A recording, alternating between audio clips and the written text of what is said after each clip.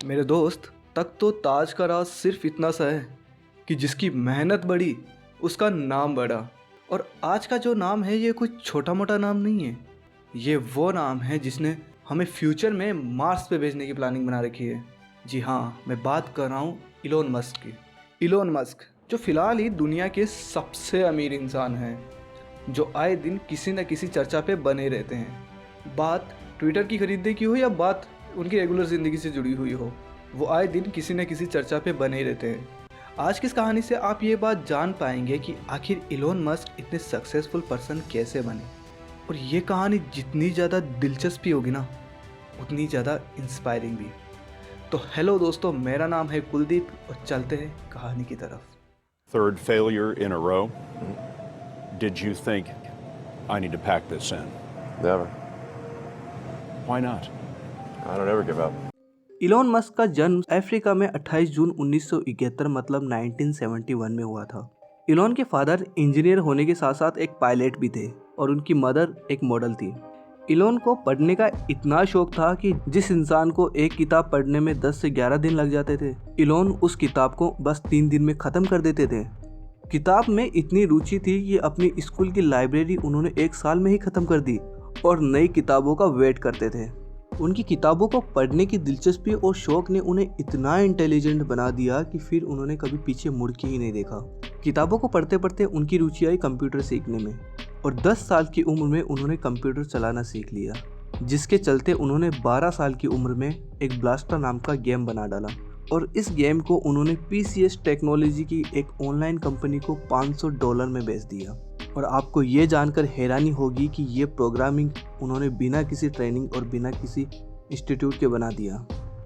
एक समय था जब येलो बुक्स हुआ करती थी जिसमें अलग अलग सब्जेक्ट की जानकारियाँ होती थी, लेकिन उनकी कुछ कीमत थी जिसे हर कोई इंसान पढ़ नहीं सकता था और उस समय इंटरनेट का इतना यूज़ भी नहीं होता था। लेकिन इंटरनेट के यूज़ से एलोन समझ गए थे कि इंटरनेट में इतनी ताकत है कि आगे चलकर ये बहुत बड़ी अपॉर्चुनिटी बन सकता है। और इसी से उनको एक आइडिया आया और उन्होंने इंटरनेट के प्रयोग से येलो बुक्स की सारी जानकारी इंटरनेट पे डाल दी, जिसे हर कोई इंसान आसानी से पढ़ सके।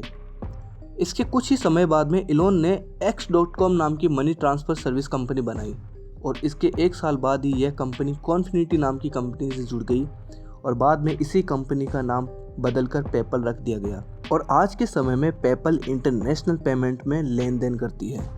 उसके कुछ सालों बाद में 2002 में eBay नाम की कंपनी, ऑनलाइन कंपनी ने इसे $15 बिलियन में खरीद लिया। उसके बाद में धरती पर बढ़ती पॉपुलेशन को देखते हुए एलोन बहुत नाराज़ हो गए थे और उन्होंने ये ठान लिया था कि अब तो मैं लोगों को मार्स पे भेजूंगा।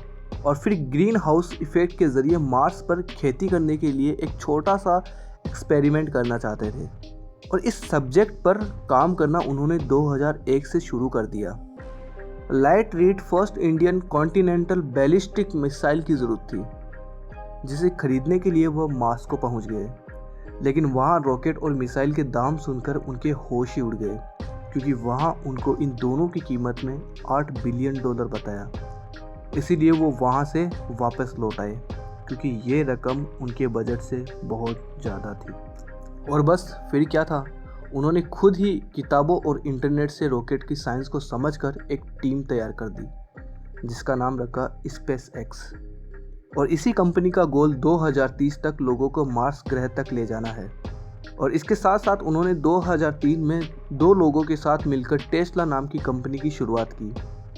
टेस्ला कंपनी में इन्वेस्ट करने का उनका सबसे बड़ा कारण यही था कि कम कीमत पर इलेक्ट्रिक कार बनाना था, जिससे वो पेट्रोल और डीजल से लोगों को राहत दिला सके। सब कुछ तैयार हो जाने के बाद अब बारी थी रॉकेट को अंतरिक्ष पर भेजने की।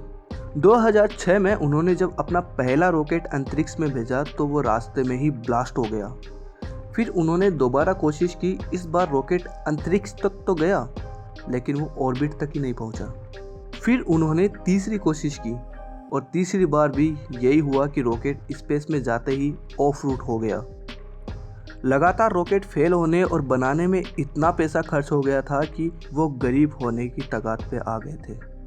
और इधर सारा पैसा रॉकेट लॉन्च में लगा देने से टेस्ला कंपनी की फंडिंग भी रुक गई। वो कंपनी भी बंद होने के कगार पे आ गई थी।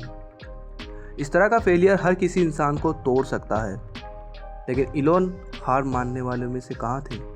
इस बार उन्होंने सारे बचे हुए पैसे को एक रॉकेट लॉन्च करने में लगा दिया और उन्होंने मन में ठान लिया था कि या तो इस पार या उस पार। अब वो समय आ गया था जब उन्हें अपना आखिरी रॉकेट लॉन्च करना था।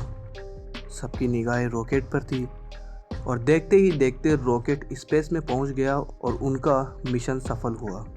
मिशन के सफल होते ही नासा ने उन्हें $1.5 बिलियन का प्रोजेक्ट दे दिया और इधर फिर टेस्ला कंपनी भी स्टार्ट हो गई और इसी वजह से वो बने दुनिया के सबसे पावरफुल मैन। वो कहते हैं ना कि मेहनत करने वालों की कभी हार नहीं होती है।